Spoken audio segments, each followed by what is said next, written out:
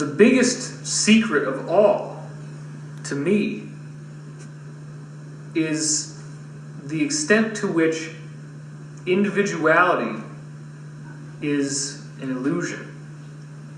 Individuality is a particular construct that we, as the one infinite creator, have created for ourselves to experience apparent duality, apparent separation. When you start to really grasp the fact that you and the other people around you and the environment around you is all conscious, it's all alive, it's all one, it's all part of the same universal substance. Yeah. And it has a purposefully driven existence. It has an existence that seeks to reunify. The Creator essentially gave us the greatest gift we could ever ask for, which is our free will. The universe fragmented into untold trillions and trillions and trillions of different pieces. This consciousness, when you feel fear towards someone who is oppressing you, your fear shoots energy back into their field. Okay? When you feel fear, you are shooting energy out of your field. When you feel love and trust, you are building energy from the cosmos to yourself.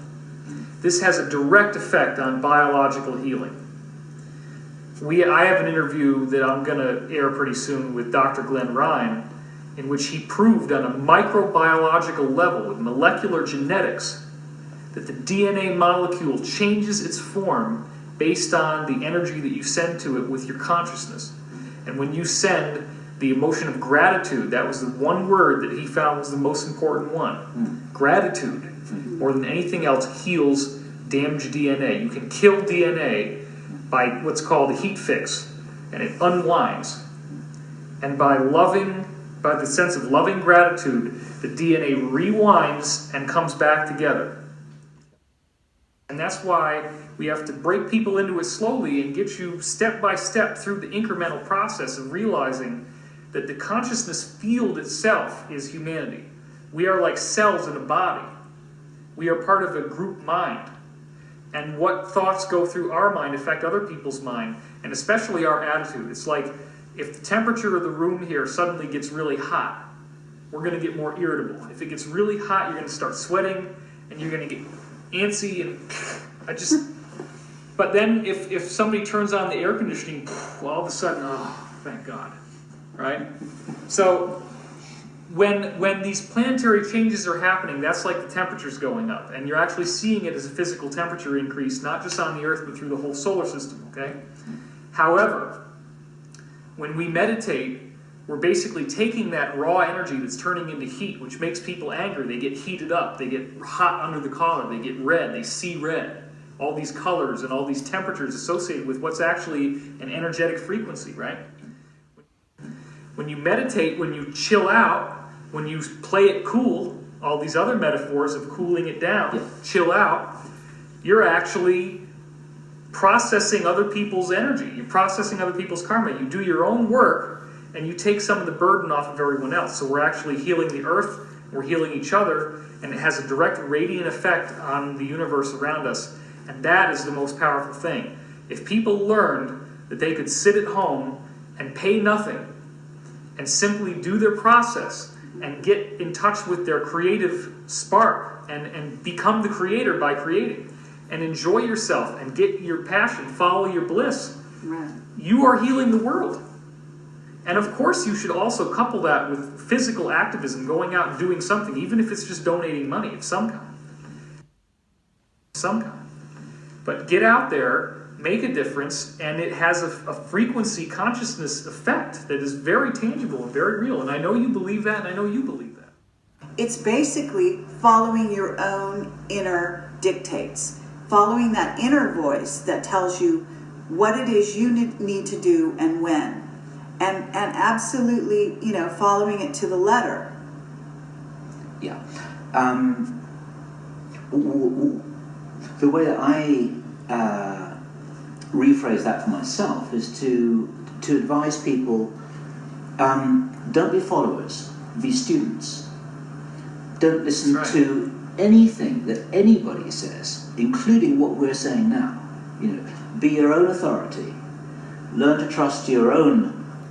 Take what information, your resonates own with you, judgment. yeah. Yes. And throw out the Right. rest. Listen to your heart more than anything else. I mean, it's really your intelligence blended with your heart, and there is an intelligence there that will really be able to interpret what's going on with you. And resonance is like, the perfect word. That's if something resonates with you, there's a reason. You need to listen to find out what that reason might be. Saying, what should I do? And they're so concerned about, they want to do the right spiritual thing. They want to make the right decision. Should I go here or should I go there? Because one of them is the right one and one of them is the wrong one. Should I stay with my partner or should I leave my partner? Because one of them is the right one and one of them is the wrong one. And that's actually not how it works. Correct. My understanding of the spiritual path is that the most important thing you can do is make a decision. Yes.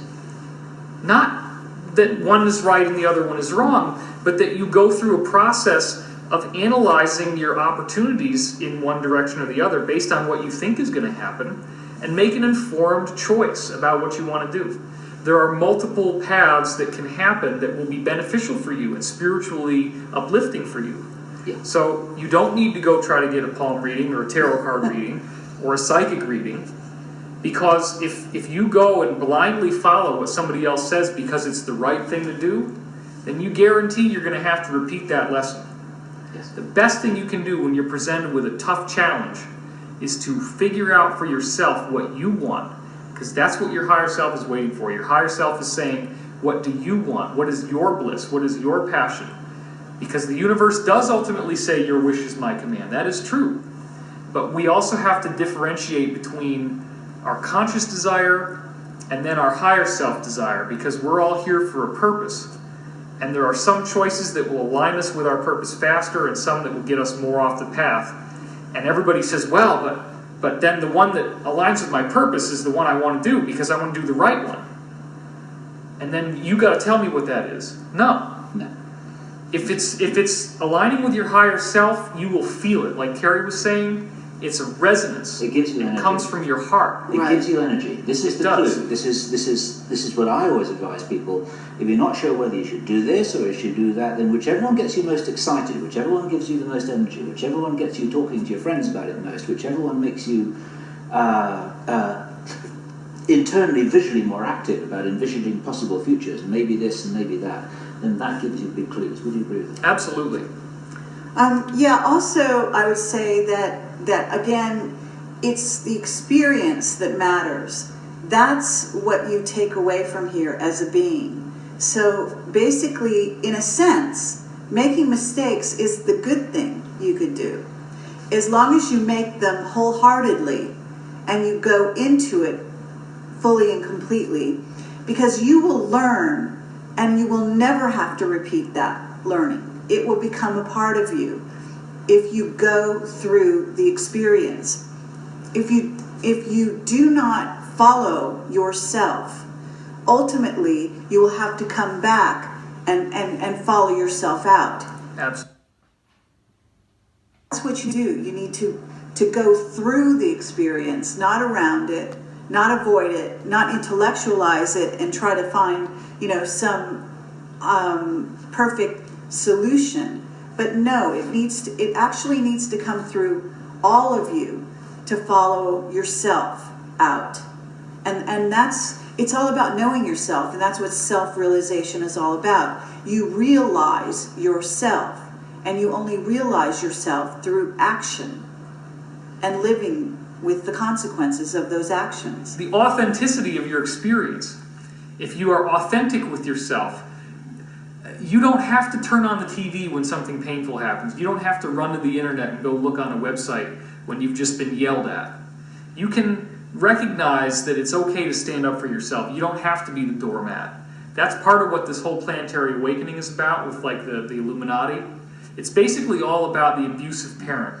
Yeah. And the abused child metaphor, right? That we're standing up to our parents. We're saying, look, you can't rule me anymore. I'm going to make my own choices. I'm going to live my life the way I want to live it. And if you're talking about the populace and the Illuminati, on a societal scale. That's the archetypal codependent relationship. It's the children waking up to the fact that the parents have been abusive and that now is the time for them to grow up and to take the mantle of responsibility of adulthood. We are basically spiritual children moving as a planet into spiritual adulthood. And in the absence of spiritual adults, we have corrupted father figures and mother figures who are not actually looking out for our best good, except insofar as how they're mirroring our collective shadow back to ourselves and enslaving us so that we will learn, like the Buddhist saying, right?